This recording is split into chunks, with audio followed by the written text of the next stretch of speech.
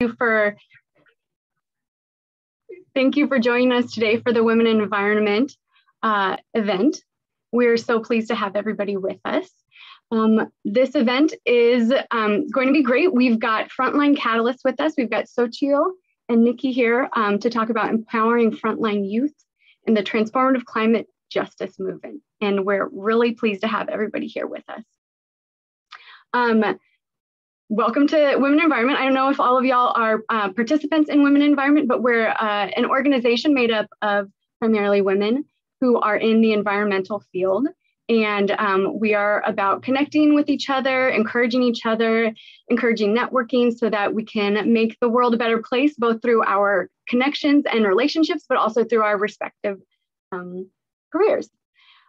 So we are so thankful that we have sponsors for all of our events to make sure that this whole thing is possible. So we're going to go through our list of sponsors. And I'm sorry, I am not a great Zoom host person. So I'm going to try and get our slides up with as least painful as possible.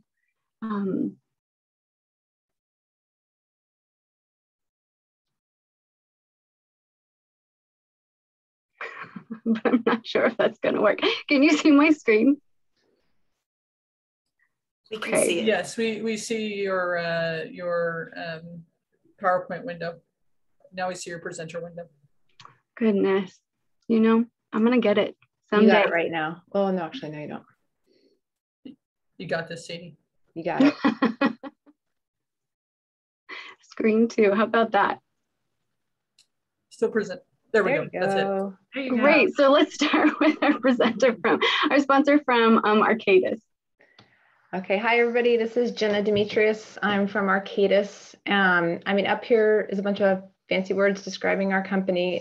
Basically we do a lot of things. We're one of the leading companies designing sustainable design, engineering, consultancy. We have more than 28,000 employees in 70 countries. So we're big, but what we do well is we really listen to our clients, understand what their challenges are, and help them come up with solutions that aren't super complex, very straightforward, and just try to get to the goals of really moving things along. I would say as an organization, we are very focused on our employees and the people that we work with, creating a collaborative environment. That doesn't mean that there isn't somebody out there not doing that, but we don't have a tolerance for that kind of behavior, and we're working through that as an organization. So it's really a good place to work. It's very fun. There's a lot going on, good ideas, almost too much going on at times. So it can be a little overwhelming, but overall it's good. So that's Arcadis.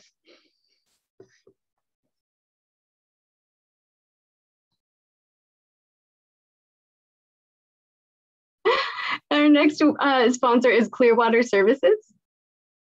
Hey everyone, my name is Jen Schmitz with Clearwater Services. As of 2021, we became a woman-owned business, so we're always happy to support WE events, and particularly even more now. We provide environmental and water treatment solutions. We design, deploy, and operate them pretty much all over the country. We're mainly based out of the Everett, Washington area, but we do have offices in California and in Michigan, and again, we do work all over. And we're much smaller than Arcadis. We're about 90 people right now, but we have grown over 100% in the last 3 years. We've doubled in size, and we are hiring like crazy. So we're always looking for more really talented women. So please let me know if you're interested in water treatment technician positions, field supervisor positions, CAD techs, you name it, we're looking. So happy to be here. Hopefully this will be a great event, and looking forward to connecting. Thank you. Our next sponsor is Kennedy Jenks. Hi, I'm Laura Kennedy with Kennedy Jenks, and Kennedy Jenks is an employee-owned firm serving both private and public clients, and we provide both water and environmental services to our clients. We're a national firm. We've got about 400 employees. We've got offices in the Bay Area as well as Portland and the Puget Sound area. And like Arcadis and Clearwater Services, we are looking for talent constantly. So if you would like to learn more about what KJ does, or hopefully come join us, let me know. Thank you. And our final sponsor is Downey Brand. Hi, everybody. I'm Catherine Olschlager. I'm the executive partner of Downey Brand San Francisco's office. I know some of you from prior involvement in women and environment.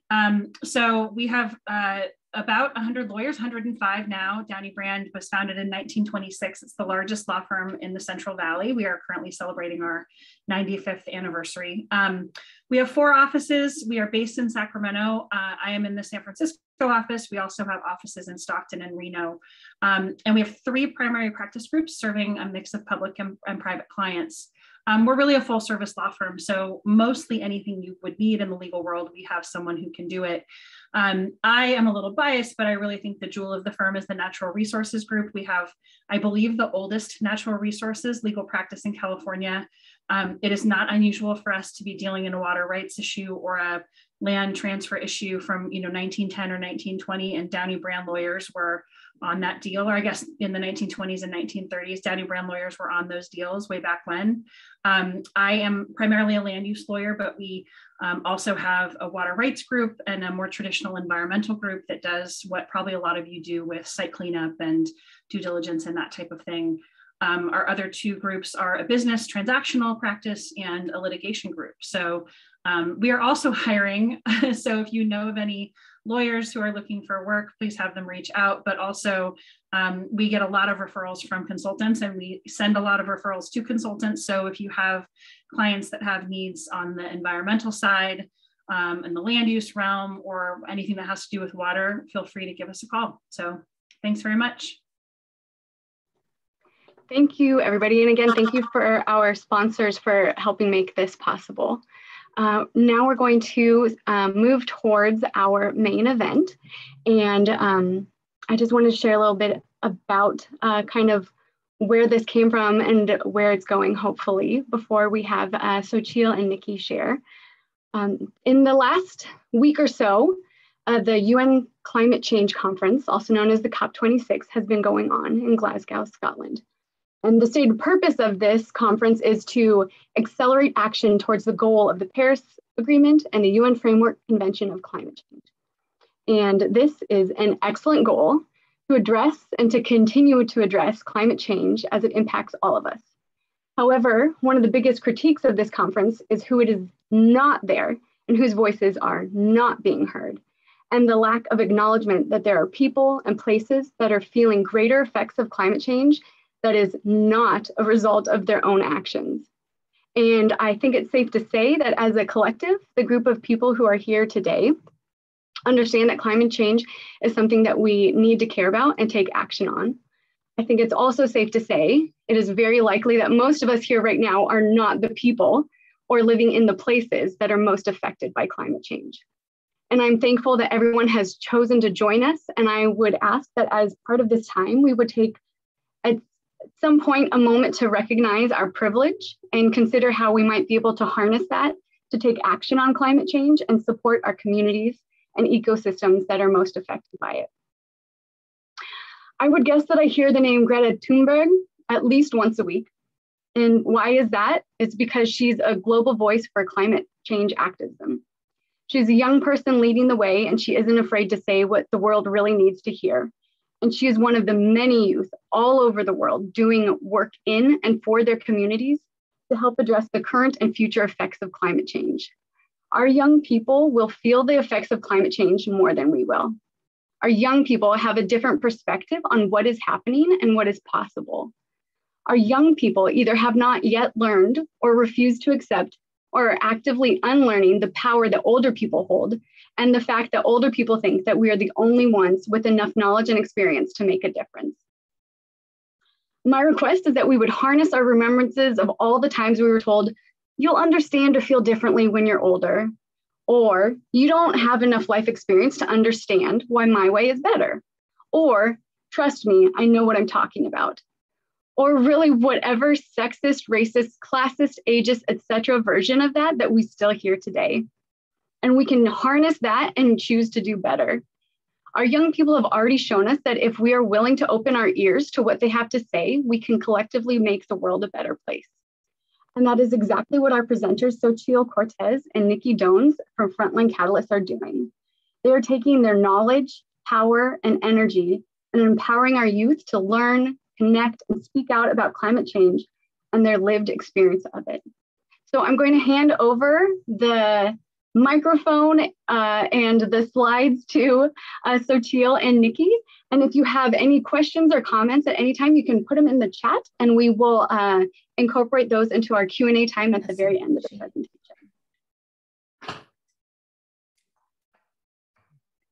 Thank you very much, Sadie. And thank you everyone from Women in the Environment, excuse me. We want to start this presentation the way we start the presentation in our program every day, and that is by doing a land acknowledgement.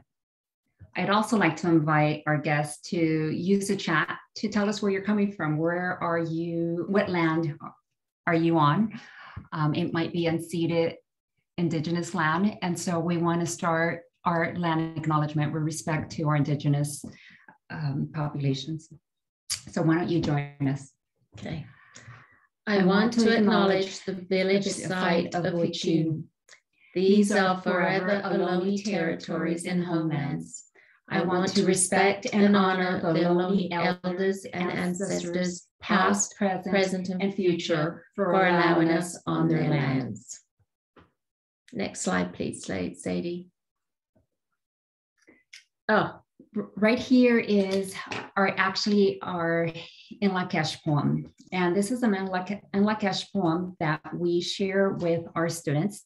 It's a Mayan poem, and it's basically an Indigenous set of codes and values that not only extend to each other, but also to the land. So for whatever reason, the slide itself shifted a little. So we'll go ahead and read it the way it's supposed to be read. Yeah. And that is, Tú eres mi otro yo. I am your other me. Si te hago daño a ti, when I do harm to you, me hago daño a mí mismo. I also do harm to myself. Si te amo y te respeto. Hang on, sorry. I do harm to myself. Si te amo y te respeto. If I love and respect you, me amo y me respeto yo. I love and respect myself. So these are the moral codes that we really guide our students in our program on a daily basis. We do our leadership. I'm sorry, I'm having a little audio going back and forth. We have a leadership development program that we really harness the Indigenous liberation notions with it. What do we mean by that? We mean that the Indigenous value system that sees to not only 7 generations ahead, but also to heal 7 generations back. So for when we talk about En Lakesh, you are my other me, yo soy tu otro, tú eres mi otro yo, we're really talking about that reciprocal relationship that we're interconnected. And that's the basis of our program. It's the basis of our understanding. It's the basis on how we handle not only our students and our conversations, our program, our dealings, our community partnerships, but just our everyday dealings and how we decide to proceed forward. So Frontline Catalyst is really an idea of us 3 women. One of the women who's not here is Vizca Madima. And one of our greatest things is that we came and we brought all our professional abilities together with the socioeconomic. We were both labor, environmental, justice arenas, but we brought our skills and expertise so that we can really provide a program that is speaking to the populations that we've worked with, have lived experiences with, that we've advocated with, in our years of experience. And we came back and we said, you know, politically, something's going wrong. Environmentally, there's issues all the time, right? There's all these issues that we are coming together. So when we came together, we really came together to say, how do we go forward in a way that we're putting all our expertise together, but really making something dynamic and impactful? Because time is running out. I mean, we are talking about youth having the center voices, but the truth of the matter is that we as adults, we really have to make that space. And that's where Nikki, myself, and Vizca came together to really make a leadership development program that makes the space for the youth so that we can just only support and at the same time navigate and move out the way. So just to back up a little bit of how we got together and why we decided that this was the issue for us. Xochitl and I have known each other for many years. We worked together in the labor movement for the nurses union here in California and nationally.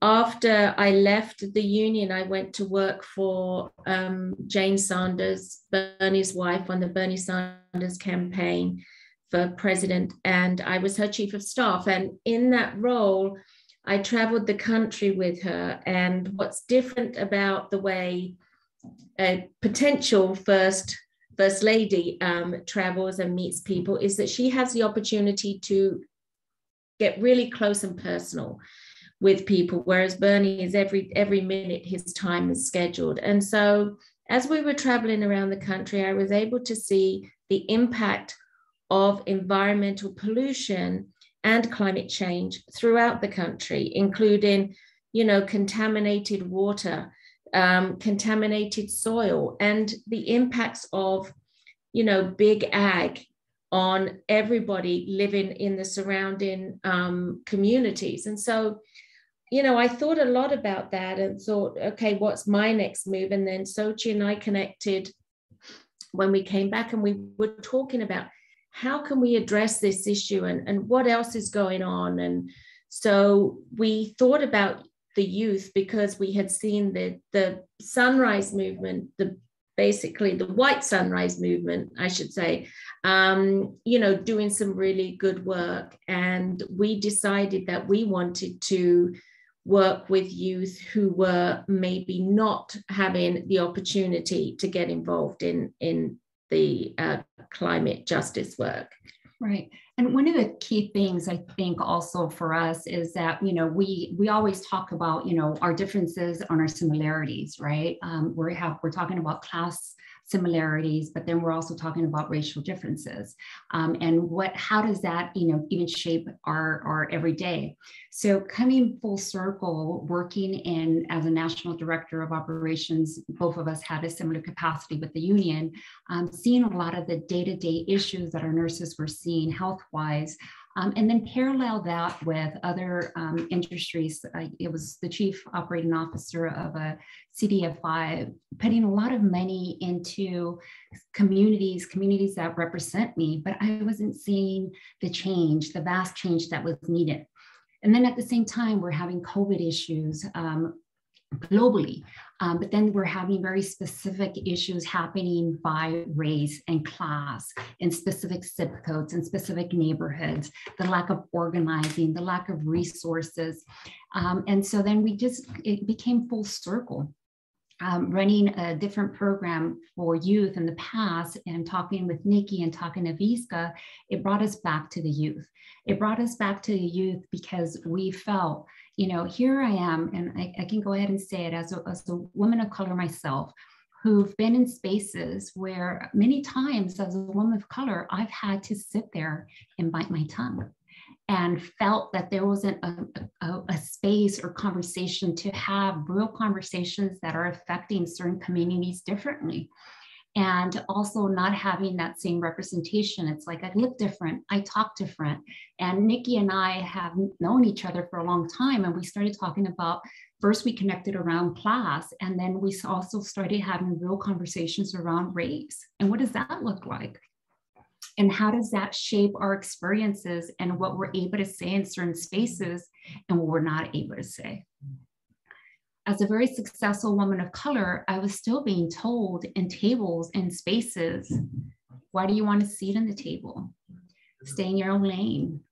These are conversations that are happening outside. And yet when you feel that you've come and have all these experiences, like the experiences we're going to talk about our youth, and then you're still in these spaces and you're still confronted with a lot of the same systemic issues, well, then we have to talk as grown-ups. Like, is this system really an open playing level for all? And that might be, for different people, a very uncomfortable conversation. And for Nikki and I and Visca, who the other person who's not here, we've traveled We've had experiences both in national, state, and local levels. So these conversations are conversations that we can have. And I think that these are conversations that are needed to be had more often. And so when we decided to work as Frontline Catalysts, we really thought hard. I mean, the environment, we're all being affected everywhere around the world. But there's certain effects that are happening very differently. And so when we think about who is being disproportionately affected just with COVID alone, think about that, just COVID alone. COVID alone has disproportionately affected lower income communities of color in very specific zones where there's high pollution areas, there's high environmental degradation happening. And so when we started looking at more and more, how do these COVID communities are being affected and what does it look like? Frontline Catalyst was born. That's how it was born. It was born out of us looking at the statistics, looking at the political campaigns, looking at the social economic divides and who has the resources to combat it and who doesn't. So when we talk about, our climate leadership development program, we started really thinking about how do we talk about the climate to communities of color who are already dealing with so much. I mean, when you first talk about climate change, I mean, we're not having to convince anyone. I mean, this is something that the youth already know. The difference might be that there are certain things that have been normalized in certain communities that are not normal, such as high lead contents in their soils, such as already high asthma rates in their communities. So these are things that are now other communities are being affected by and are saying like, wow, all these fires are affecting my respiratory issues. But certain communities have already been experiencing this for a long time. And we have not acknowledged, nor have we made the reparations to these communities to ensure that the repairs of these ills have either been cleaned up or systems in place to really be able to address these issues.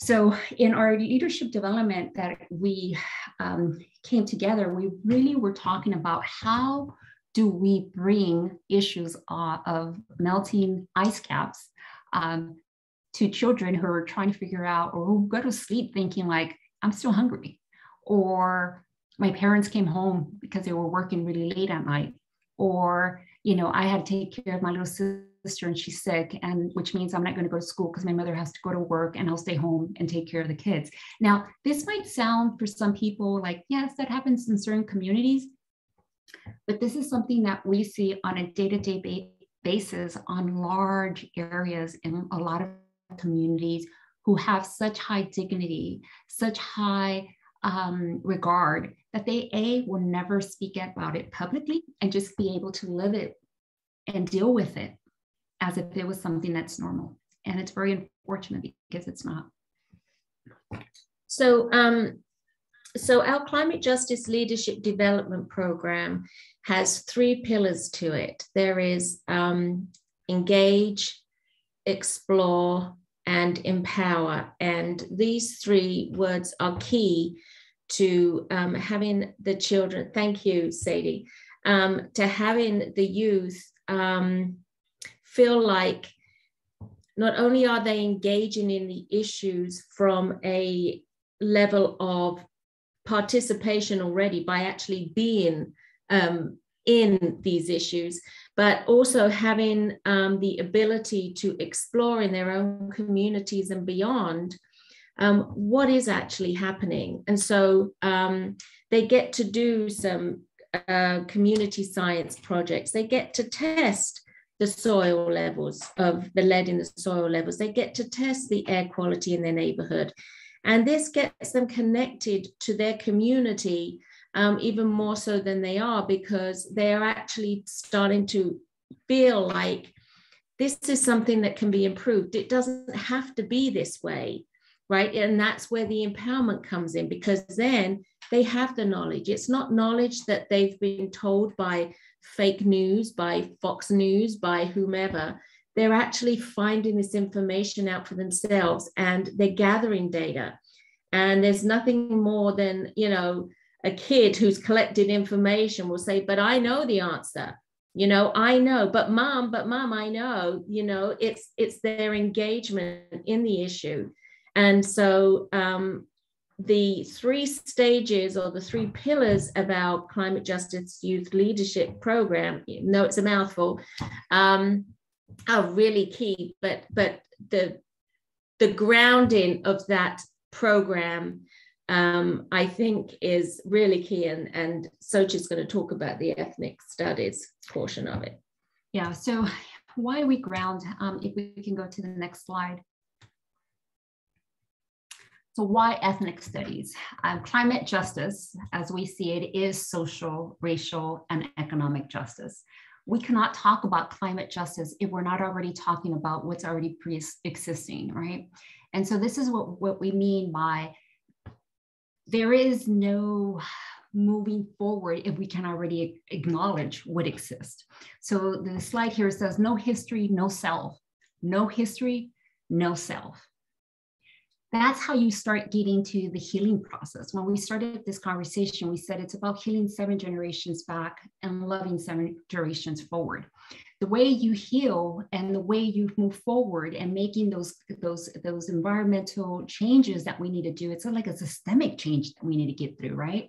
We do it through ethnic studies. We learn about the things that happened in the past that got it to be where it's at today. For example, our Cal EPA screens, which is one of our impact indicator components that we use when we're targeting specific communities, is that redlining that occurred during the financial eras where there was no lending to certain communities. These are a lot of communities who are now communities of color.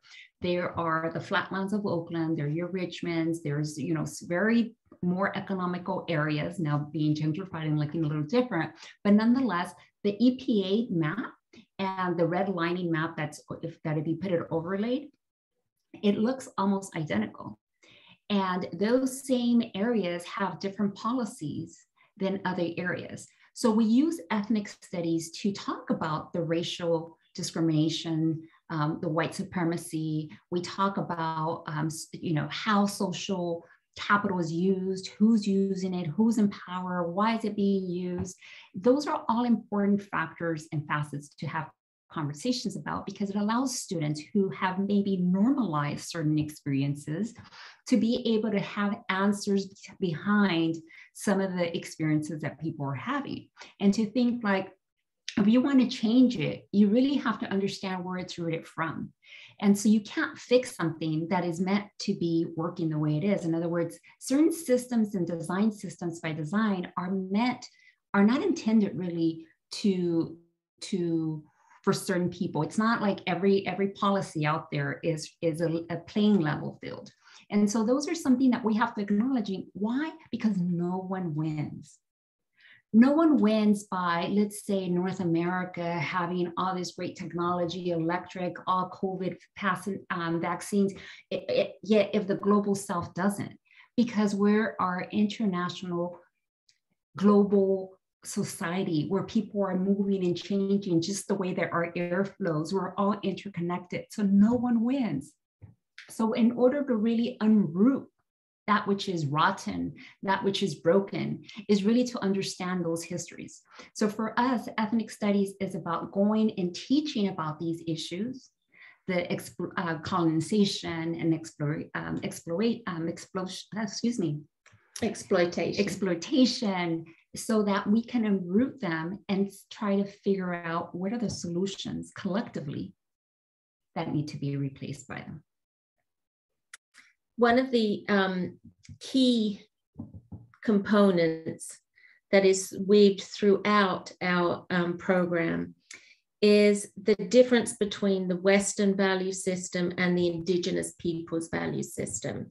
Because, you know, it's very clear that the Indigenous people throughout their culture and through their culture are stewards of the land, respect the land, and live in harmony with the land. Whereas a Western value system, we exploit the land, we see it as something that we own, whereas Indigenous people don't see it as something that we own. So we try and weave the two throughout the program so that the students can see okay, there is an alternative way. It doesn't always have to be this way, this dominant Western value system of things and ownership and money and profit. You know, there is a way of making things more about compassion and community and sustainability. And so we weave that throughout the program so that the students are always conscious of that.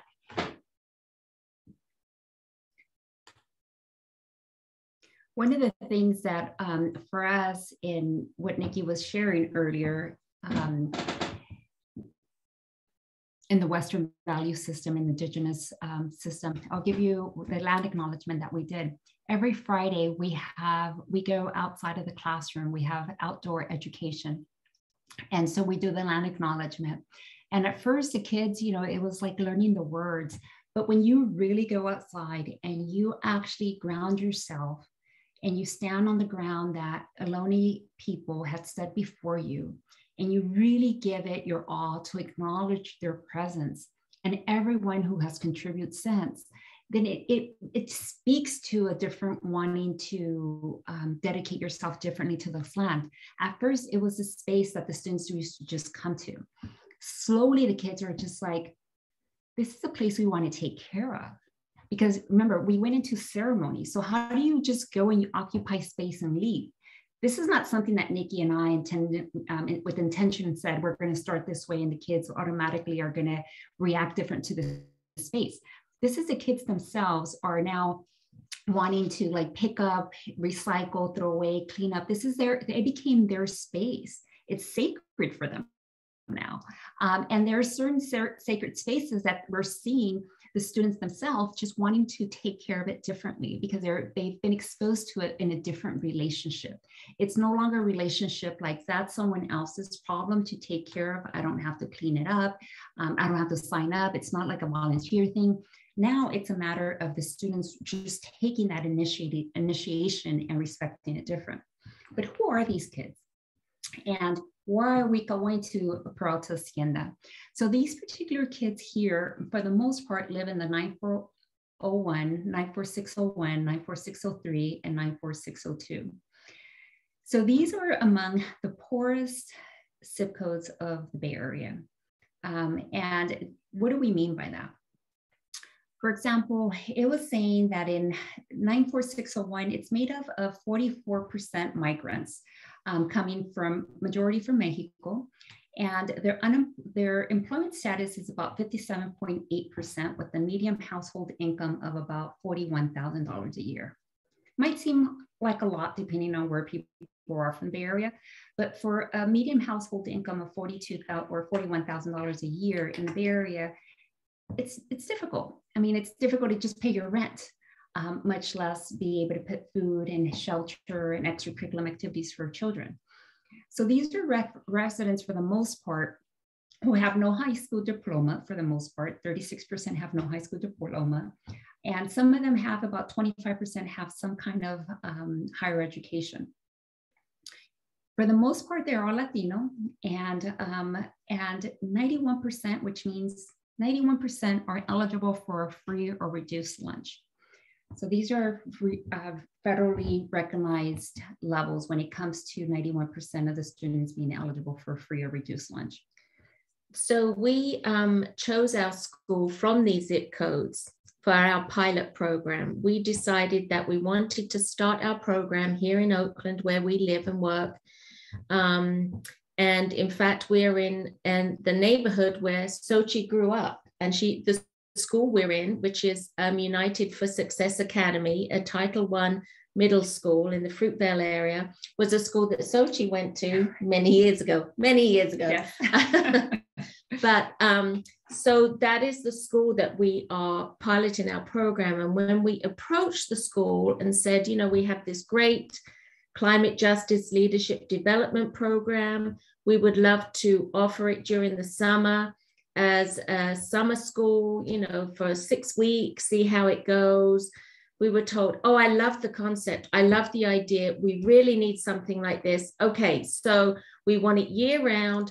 We want it as a 6th grade elective. And you can also do the after school program, but year round. Yes. And so we were like, whoa, okay. And this was an ask from a school that is totally under-resourced, had no money, and we were not going to say, no, we can't do that. So we spent the whole summer putting together the curriculum with the wonderful people from San Francisco State University's Ethnic Studies Department, Race and Resistance Studies. And we put it together, and we started the program on August 9th, really blindly. We were just saying, oh, is our curriculum going to work? Mm-hmm. And the students are just the most amazing, caring, compassionate, inspiring students. I mean, we love being with them. And so we're teaching it in the 6th grade elective with the 3 teachers from the 6th grade who teach it. And we basically provide technical assistance and develop the curriculum for them. And then we are running the after school program as well, which runs from 3:30 to 6 p.m. every day. And on Wednesdays, the school gets out early. So from 1:30 to 6 p.m. each day. What's beautiful about our leadership curriculum is that it's the climate justice leadership curriculum, is that it's year round. And because we're doing the curriculum for the teachers, even though the teachers are teaching it, we are there providing, these are the worksheets, these are the videos, and we're in the classroom as well. So providing that extra technical assistance, and the ratio to the student to the teacher ratio is very high. And we want it to, low. And we want those ratios to be low because it allows us to do those one-on-one with the students. Some of these students are in the 6th grade with the 2nd grade education, not because they are of any special development issues or anything to that effect. It's just that there has been a lot of issues where the classroom is 30 students, 1 teacher. It's very difficult to be able to meet the needs of the students. And so our leadership curriculum really allows, it's made such that we're able to talk about certain issues, but we're also scaffolding in it. And where we use the word scaffolding a lot, that means you are doing incremental teaching. So one will add to another, which then will build to the next one and build to the next one. So when our kids are doing their curriculum, our whole thing is about how do you take your experiences, and at the end of your experiences, you know your experiences as a means of strength, as a means of something that you learned, not something that there's something to be ashamed of, but that you're also growing and you're using that lived experience to then be able to build on it, to make actual radical change. And what's beautiful about our program is that the teachers, they're under-resourced teachers. That means that they have a lot of issues that they have to deal with on a day-to-day with their students, much less time to deal with how do you bring community partners into the school. So that's one of our excitement things, is that we were able then to take these conversations outside. We have community partners like Peralta Hacienda Historic Park that has an actual teacher. We dialogue with the teacher. We talk about what curriculum we're bringing up next. Here, particularly, you're seeing them build their own ecosystems. They're actually planting sunflower seeds that have already fermented and they're growing, and they're going to be planting it in an area that is high lead levels. So we're using like regenerative ecosystems, new systems to try to heal. So it's not just learning that there's a lot of lead, but then it's like, what are we going to be doing to then heal some of the areas that we need to figure out? And this is where the students get to track over time. What was the levels when we started? What happened afterwards? And then over time, they're going to be able to check and see how their own processes are helping, improving, and healing the earth. Next slide, please.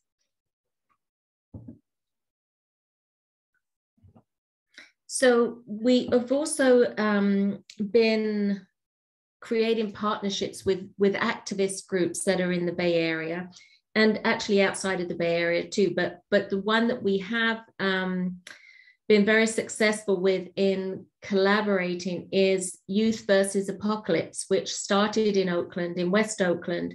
It's a youth-led organization, and they were protesting the coal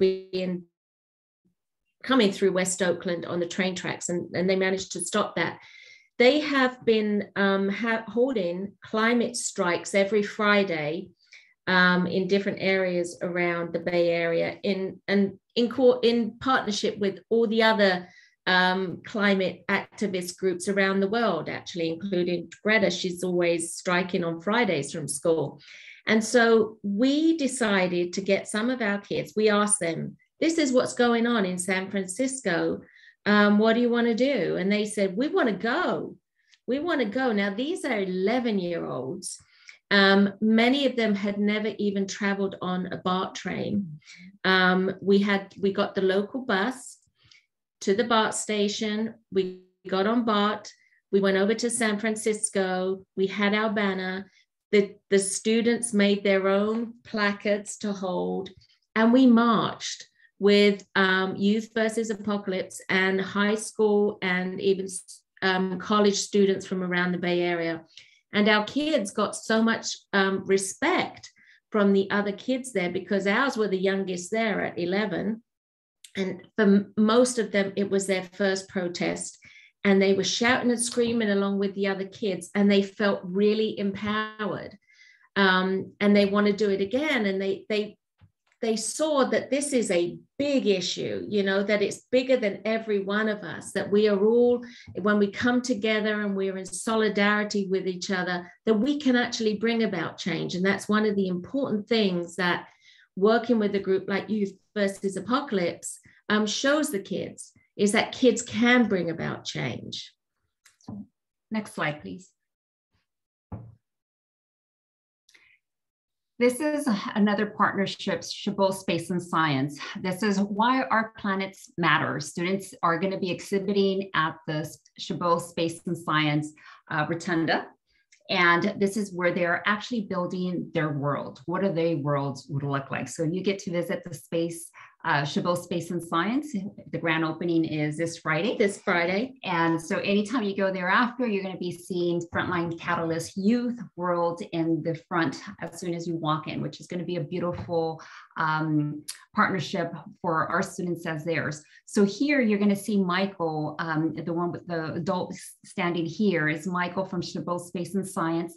And this is a partnership where we're really ensuring that there's a lot of resources sometimes in our communities that our kids just don't have access to. You would think that because they're in the same city that it's a no-brainer. But there's no relationships as to why a student would go there or why their parents might take them there. And so we foster these kind of conversations.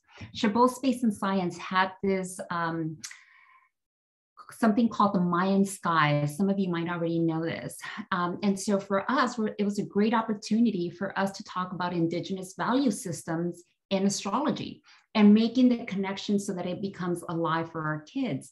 A lot of our kids are Mayan, but they still speak their Mayan dialect and their mom specifically. And so we're able to have conversations to like your ancestors used to study the stars for their agriculture. Like this is going back into finding those histories and those identities that make students feel really proud. It's not just about being part of certain statistics or that you live in this type of neighborhood.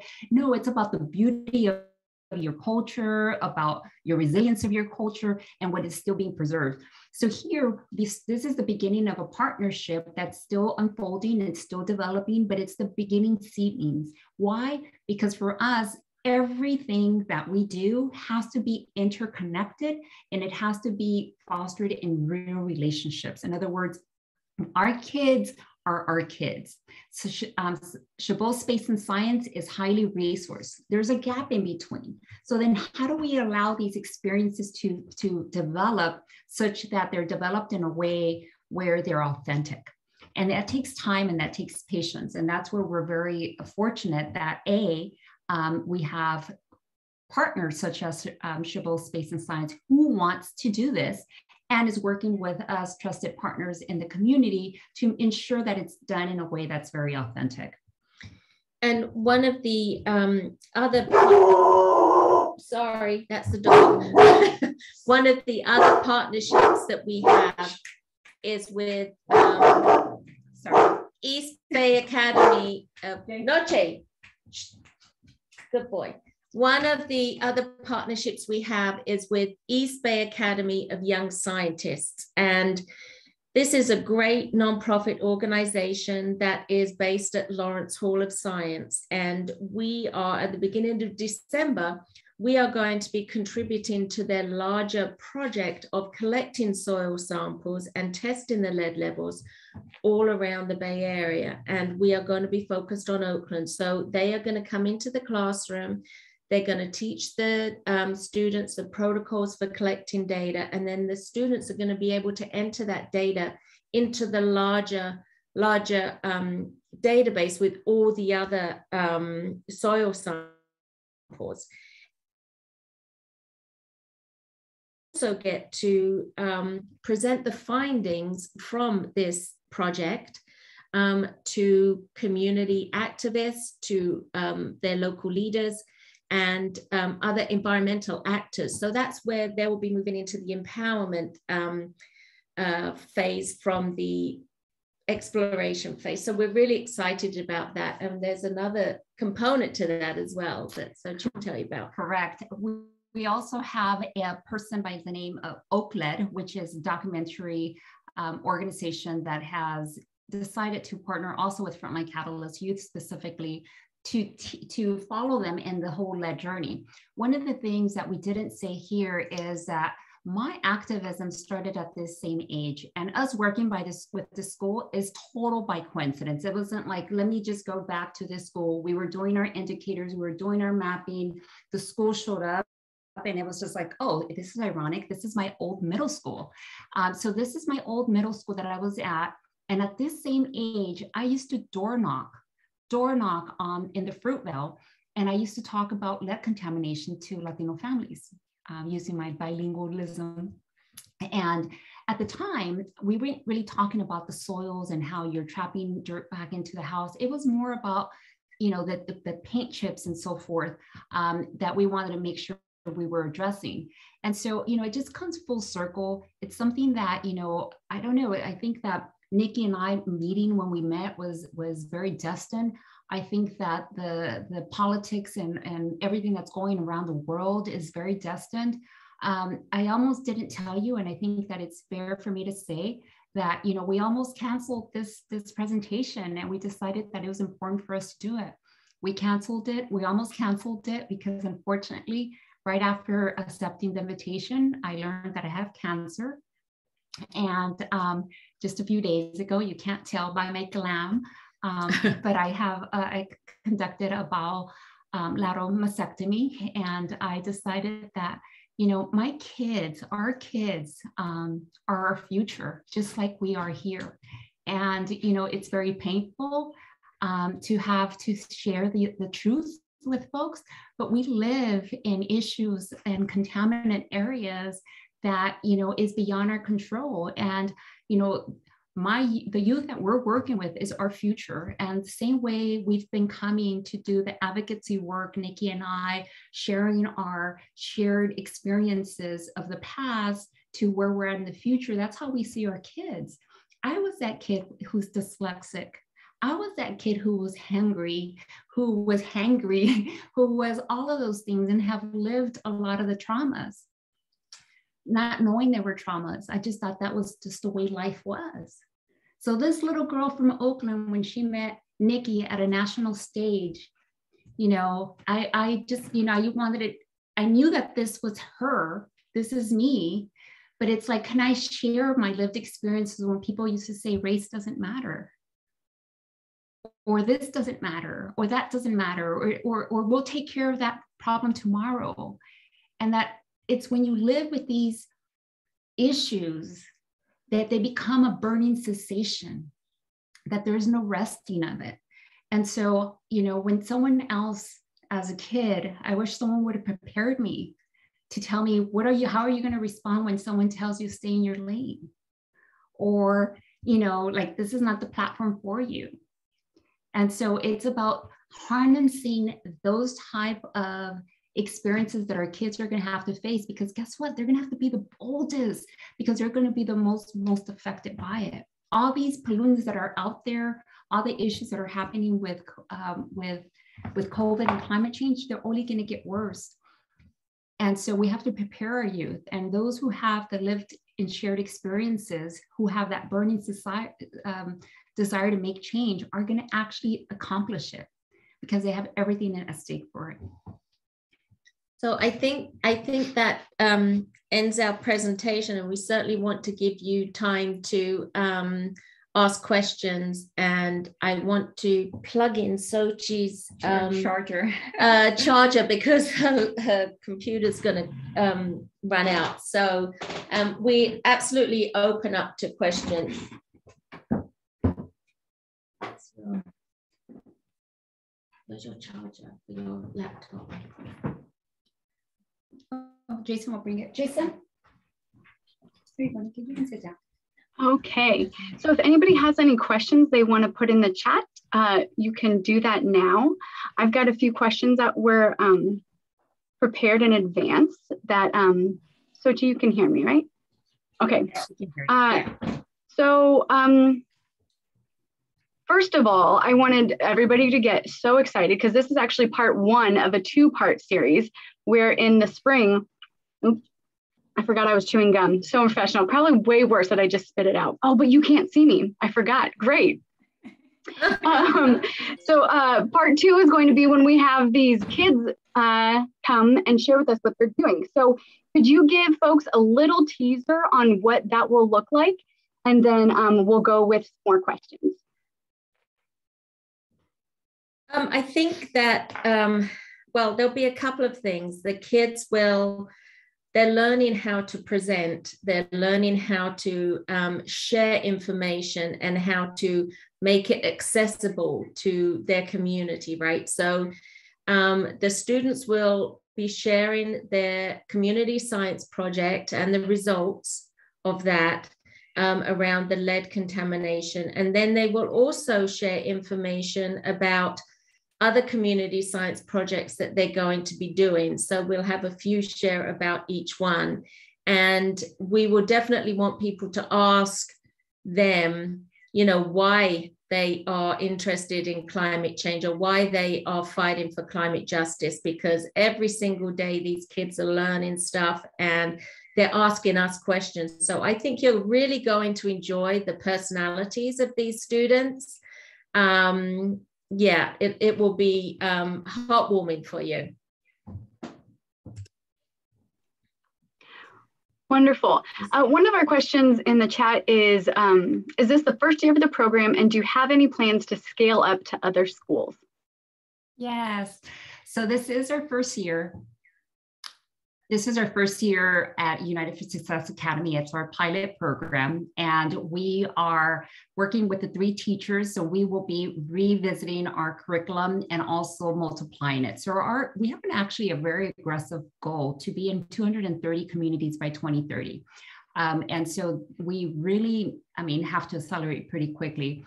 Right now, because it's our pilot program, it has been about introducing the program, making sure that the school is excited and the teachers are excited, and the students are of course excited, all which we have received a lot of overwhelming amount of feedback, positive feedback. So now we're just in a really big hunting stage of making sure that we're in front of the right type of funders and investors who want to invest in our program. Great, thank you. When we were preparing for this, you talked about a few things that I thought was super interesting and I think would be great for folks to hear more about. One was you made it clear that there's a very clear intersectionality between climate change and climate injustice, but also social justice, racial justice, et cetera. But also that there's a big intersectionality between climate change and the other school subjects that these kids are learning about, and how the importance of working with the other teachers to, mix the idea that history and climate change are intertwined. And you don't have to just learn about just history in history class. You can learn about climate change and environmental justice and history. So can you talk a little bit more about that? Sure. Sorry, I have to take the earpiece out. Yeah, I think one of the things about the school that we're at, United for Success Academy, is it's a very activist kind of school. And so the teachers themselves in their classes, in the humanities classes, in the English and the history, they are talking about, climate. You know, they're talking about heroes from the past. They're talking about activists that, you know, the kids can identify with. And so for us, what we see is that climate justice is climate change and climate justice have to be in everything that you do and everything that you see, right? You have to view the world through an environmental lens. It's not enough to address climate justice on a weekend. You have to always think about every action that you have. Is this going to have an impact on the land? Is this going to have is this going to affect people 7 generations ahead? And one of the videos we show the kids is by Anne-Marie Sayers, who has land in Hollister, which is an Indian trust, and it's land that she has given to Indigenous people to come there to heal and to do their ceremonies in private and in safety. And what she says is, you know, every action you have to think, how will this affect 7 generations ahead? And that's what Indigenous people do. They think in that way. And so we are teaching the students, or the students are learning to think that way as well. And they'll often say in the class, well, that isn't good because that will affect 7 generations ahead. And it's like, whoa, they've really got that. So it's encompassing everything into that environmental lens and looking through that on a daily basis. That's right. And then I would just add, we have, like Nikki said, a humanities, English, and a math science teacher, all teaching the climate justice leadership development curriculum. So this is a very subject that it branches out to all others.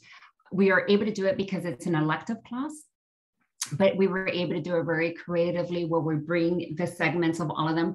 So it supports each of these students in these subjects. So we use STEAM. So it's the science, technology, engineering, the arts, and the mathematics. Thank you. What is your vision for follow-up with the students after their year in the program? And are there ways to continue to offer them support or help them link with other climate justice activist groups, networks, etc., and to help them continue to develop their leadership skills? There's a saying, you know, what happens in Vegas stays in Vegas. well, ours is, once you're a frontline catalyst, you're always a frontline catalyst. So, you know, our hope is that at least some of these students will be engaged enough to want to continue to learn and to be involved in this issue. And that's why we're making so many community partnerships, because while we're in the classroom, we still want to be involved with the students outside of school, right? And some of the students are talking about doing a recycling program at their school or doing something else outside in the community. So we want to stay in touch with them. We do plan on staying in touch with them. I mean, they are our family now. You know, you go through our program, you are part of our family. Yeah, the leadership development that we have is really teach one. It's a trainers program. So we are training the youth right now who become youth leaders. So even as the students who are in the elective and come to the after school program, some of these students are already taking it twice. I mean, isn't that amazing? Students are so into the subject that they're using their second wind every time they've already experienced something. Like, how do I take it as a leadership role? So our 6th graders next year, when they're 7th graders, will continue working on their area of choice. In other words, even though we have, you know, we talk about soils, we talk about water, we talk about air, we talk about energy as well. And there's around campaigns and so forth that happens around those kind of issues too. So even though they're doing a lot of community science project, there's also the advocacy and the campaign part of it about how do you then create change, make more awareness. So the first year of your curriculum development, it's your educational process. And then years subsequent to that is in harnessing that leadership that you've learned and going further and further, so that the students are doing presentations to other students, to other classrooms, that they themselves as youth leaders come back into the program to teach again in their capacity, because the success of this program is really being able to connect with the youth, to give them the sense that they can, when there's a lot of messaging all around them that they can't. And so it's about using their collective strength. Some students will tell you, I hate to read. And you have to tell them, it's okay. Why don't we just talk? That's what you have to meet students where they're at. And so our leadership program, it's a continuum, and you don't just get to the side overnight. So it's about continuously working and harnessing that, because you're always my other me, because that's the way we start. Building off of the meeting the students where they're at, you had mentioned in our conversations previously that Chabot Space and Science Center was really wondering, how the heck do you even get involved with these schools? Because we haven't been able to.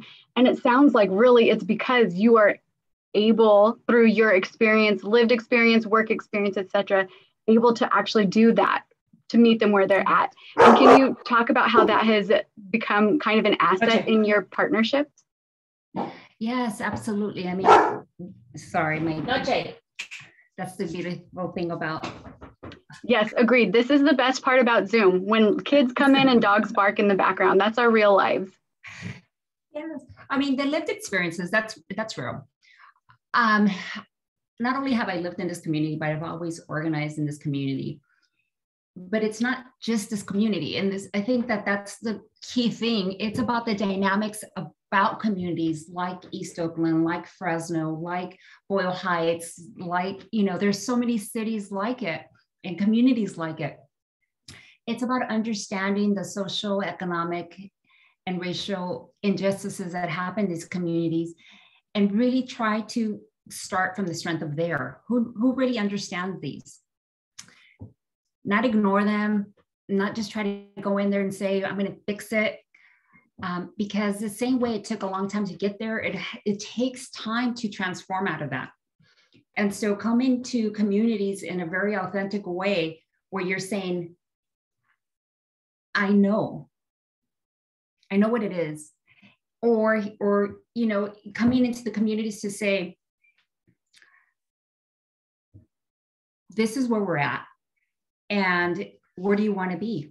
And maybe it's not even a question that you ask. Maybe it's just a conversation that you're having to get to know each other, where our common issues are, and then how do we connect to that?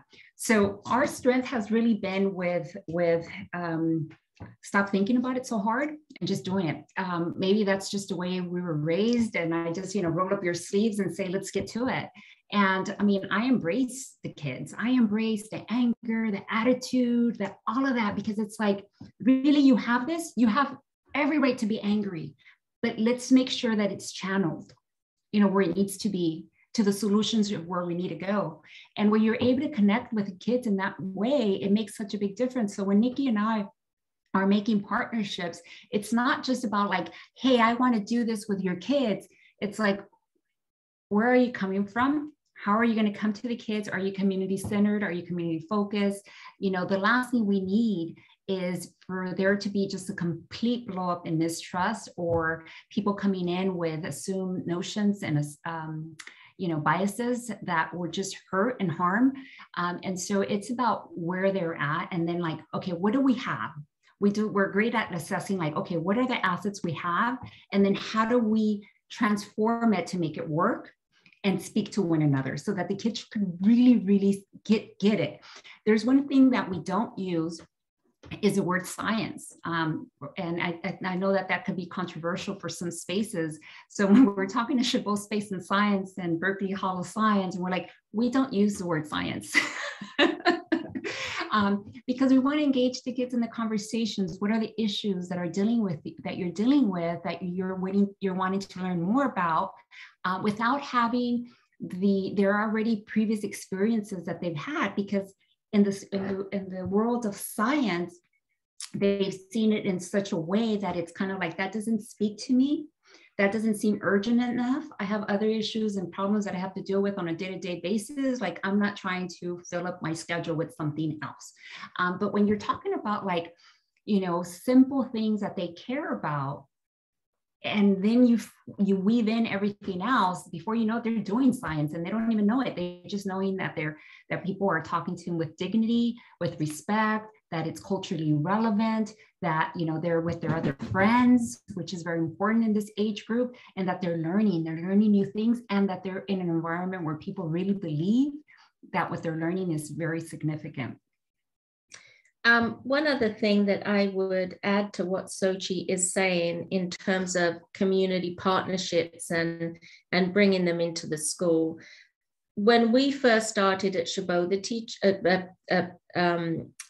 United for Success Academy, the teachers express their concern. You know, there are a lot of groups that come into the schools and they're very well-meaning, and they think, oh yeah, we're going to help the kids and they'll be changed and they'll be wonderful.